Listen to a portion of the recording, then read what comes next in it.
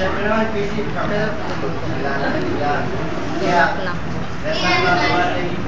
Kaya naman, magandang umaga mga magandang people. So, umagang ito ay hinahahatiin namin sa ating lahat ang mga mag-iinit na issue o tatalakayin namin ang mga pinaka-latest na pinag-uusapan tungkol sa variety at variasyon ng mga wika. Don't be shy dahil may nakanda kami mga presyo. Nasa Mario. Na sigurado. Ika, sisiyan nyo. Kaya naman, let's not waste any time, boy.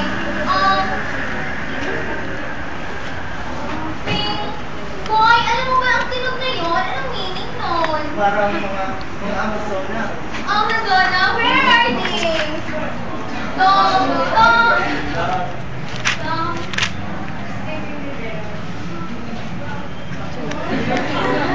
Boy, ano? Sino ba sila, boy? Bakit parang mas maganda yung outfit nila sa akin? Hindi ako maboyo. Mga Amazona na yan. Sige. So, guys, sila yung mga Amazona. Ang mga normal lines, I would like to ask your, pwede bang participate kayo, but don't worry, your effort is very, ang tawag yan, boy? Your effort is well appreciated. Yan.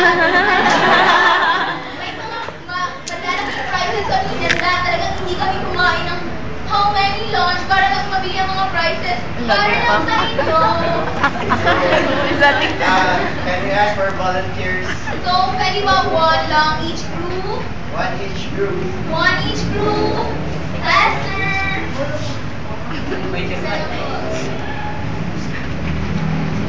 Pati po, tumingin na lang tayo. So, naka-red, naka-pink, naka-violet.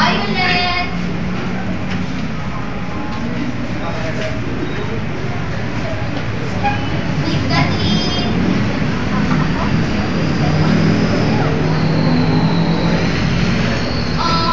Baka may gusto mo sumali dyan.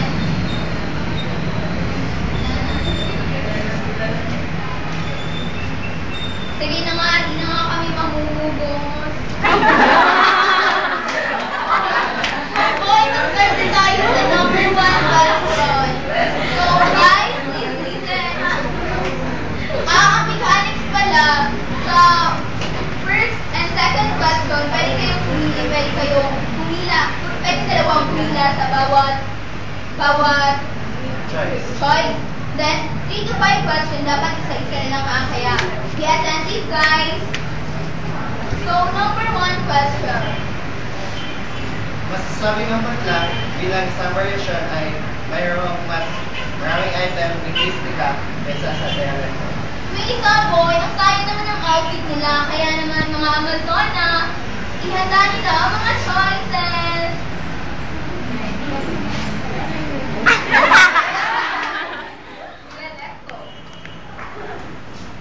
Chester.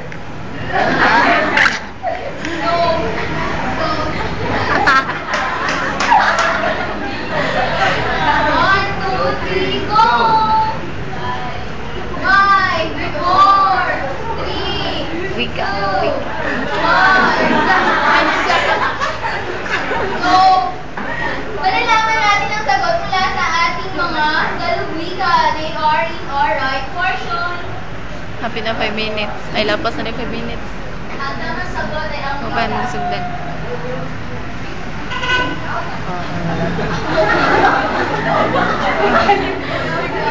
Okay guys, sa version dahil ito ay may tuturing na mas malawak kaysa dialekto.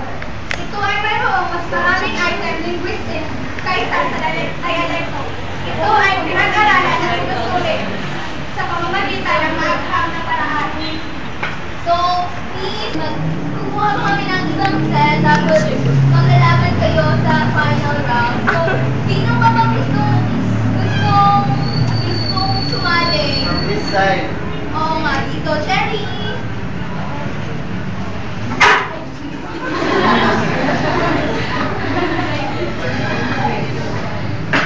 Sige, no.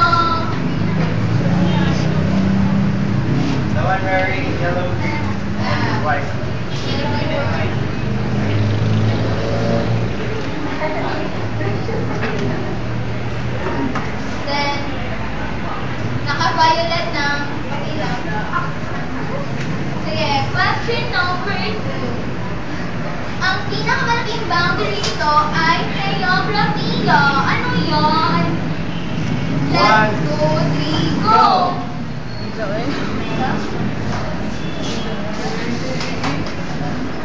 So, mga lalawigan, ano ba yung tamang answer? Ang sagot ay dialekto.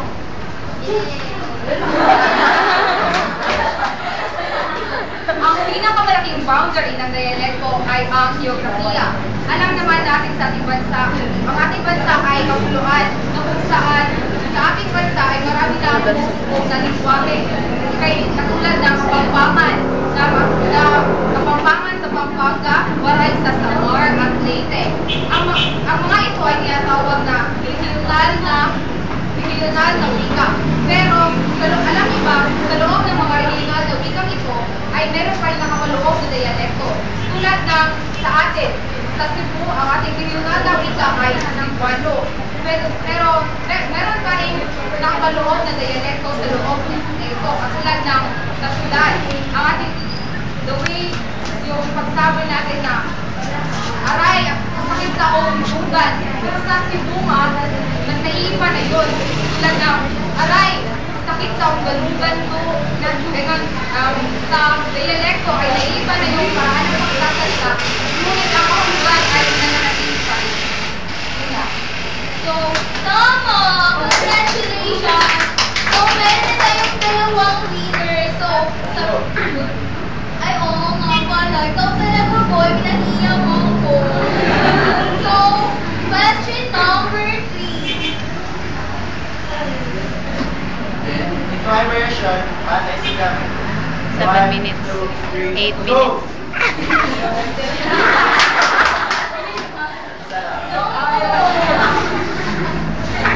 mga lalubika, what is the correct answer? Ang tamang sagot ay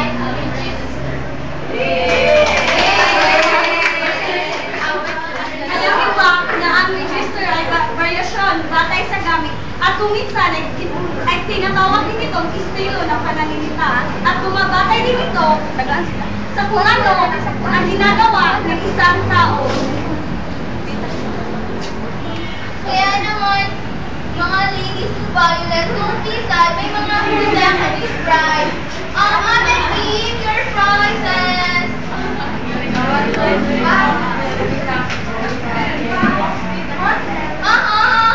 Napaka-funny talaga.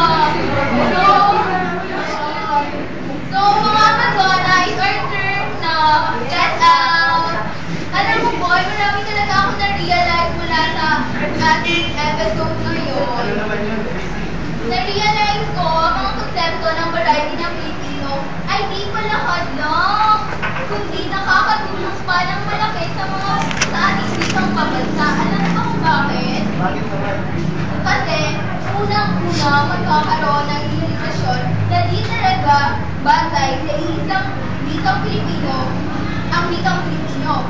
Sa pag-aaral ng variety, mahalaga din na malaman natin na marami ng mga salitang ina-attribute natin sa wikang Tagalog ay bahagi rin sa bokabularyo ng iba't ibang wika sa Pilipinas. Kaya kung ako, boy? Yes, kita. Kaya, hindi. Pero hindi pa ako nakapag-check. Kaya, may limitahan ng mga dalawika. Dalawa sila. Kaya, So, mga ladies, ano bang baon natin ngayon?